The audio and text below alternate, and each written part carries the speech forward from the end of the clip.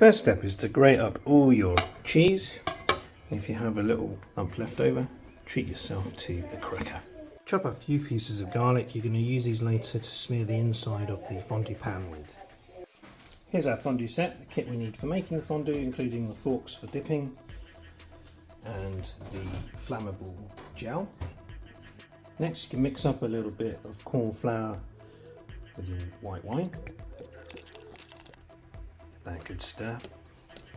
Take the fondue pan and rub some garlic on the inside of the pan.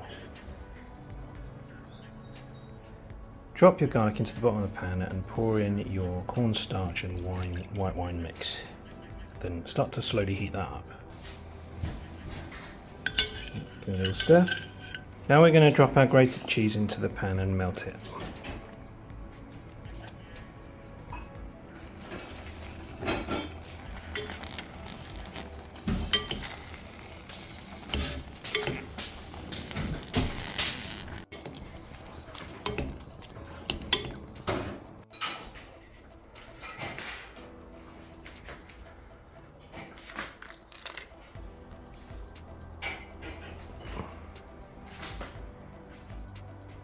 Dip and enjoy.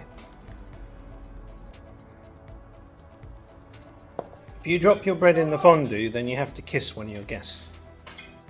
My wife had a good idea. She tipped all the pepper on the plate ahead of time. I dropped it in there. Can use white bread and even better baguette as well.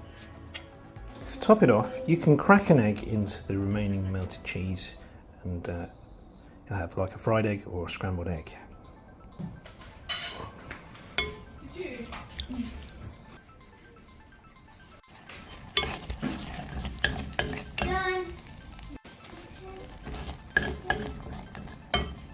Nice cheesy omelette to finish off your fondue.